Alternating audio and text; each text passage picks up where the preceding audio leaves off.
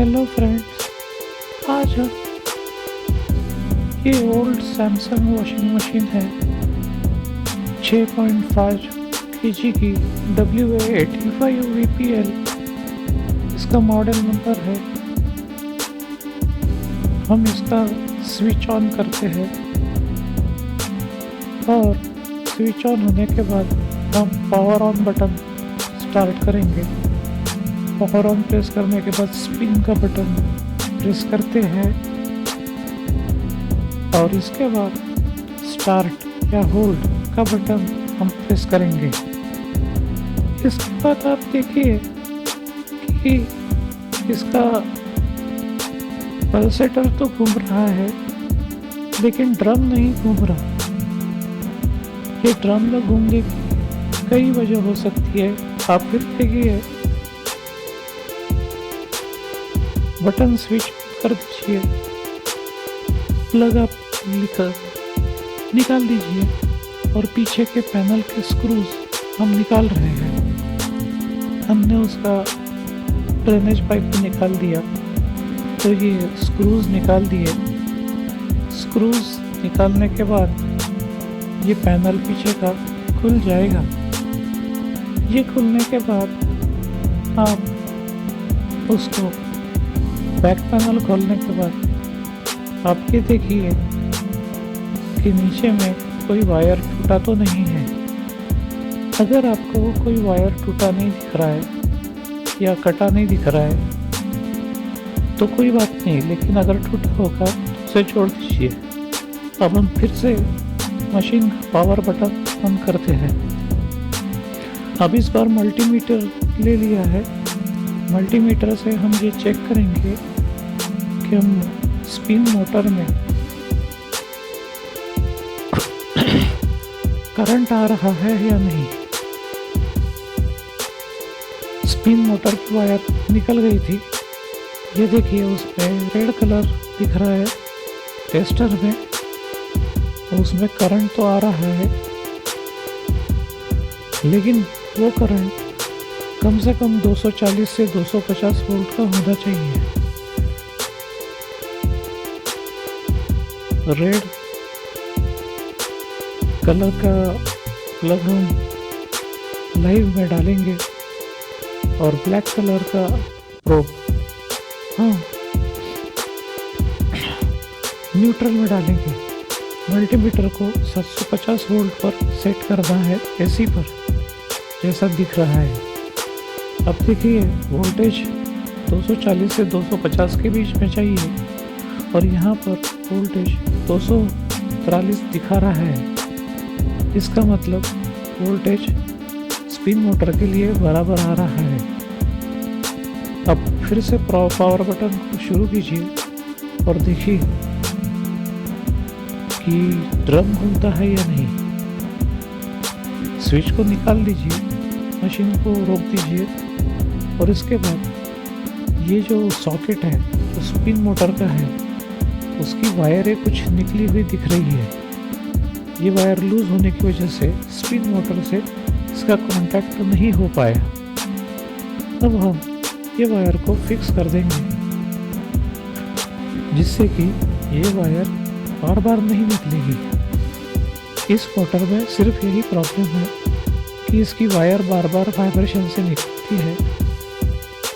Wire का पीला side हमारी तरफ होना चाहिए। ये देखिए, ये स्पिन मोटर है और ये स्पिन मोटर ये वायर को खींचती है और ड्रेनेज पाइप खींचा जाता है और पानी निकल जाता है। पानी निकल जाने के बाद मोटर फिर से वायर को रिलीज कर देती है और स्पिन मोटर ने वायर छोड़ने के बाद वह अपनी जगह पे आ जाती है।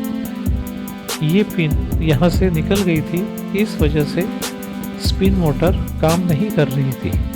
स्पिन मोटर का काम है कि वायर को खींचकर पानी पूरा निकाल दे। ये वायर निकल जाने की वजह से स्पिन मोटर काम नहीं कर रही थी। इसे हम फेविक्विक से फिक्स कर देंगे। मैंने मशीन को आड़ा कर दिया है और आप देख सकते हैं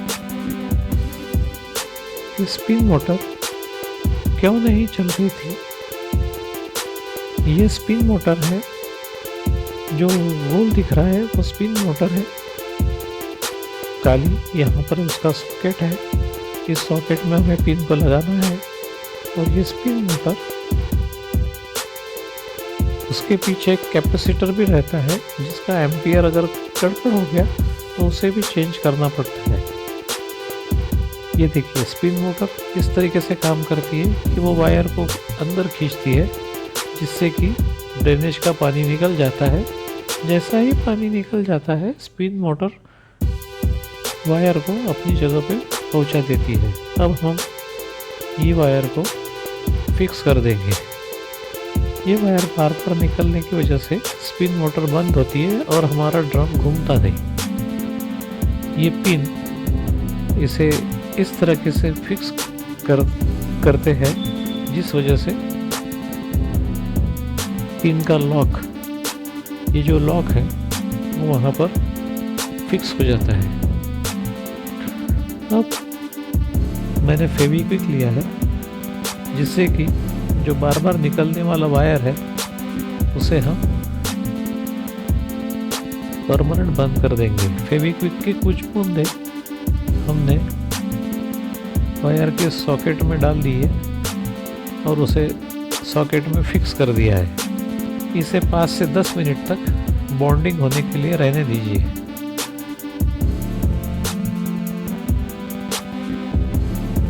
पाँच या 10 मिनट के बाद ये वायर उसके सॉकेट में हमें फिक्स करना है। ये वायर फिक्स हो गई है।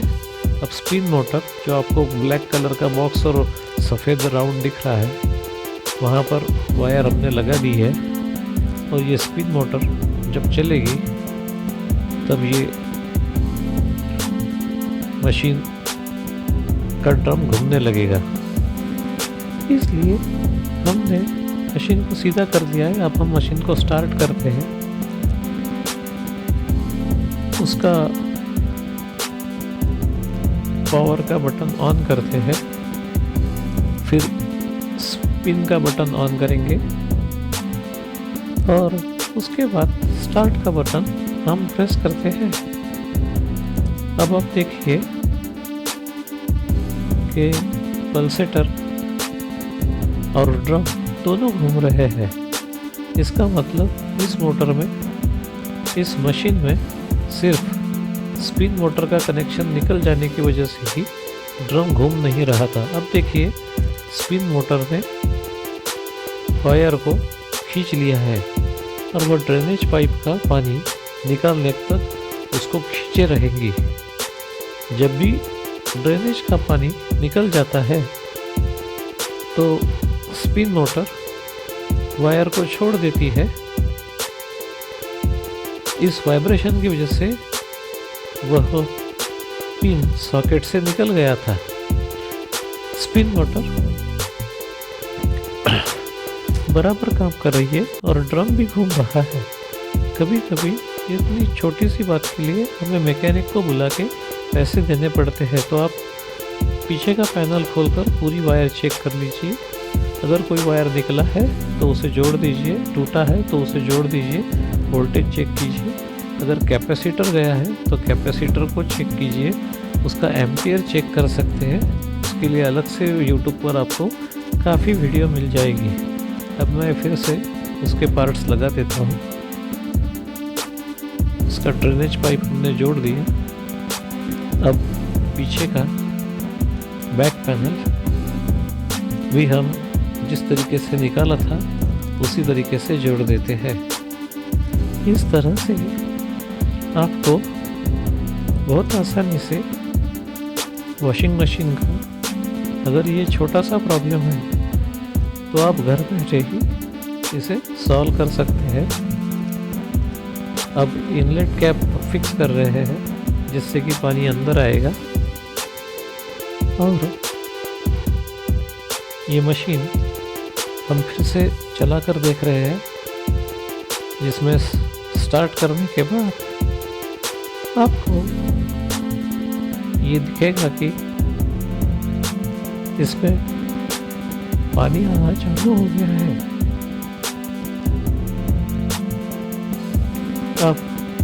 हाँ, स्पिन का बटन दबाएंगे तो पता चलेगा कि ड्रम घूम रहा है या नहीं। ये स्पिन का बटन दबा दिया, तो आप देखिए कि थोड़ी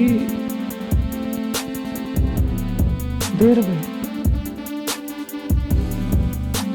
ड्रम भी घूमने लगेगा।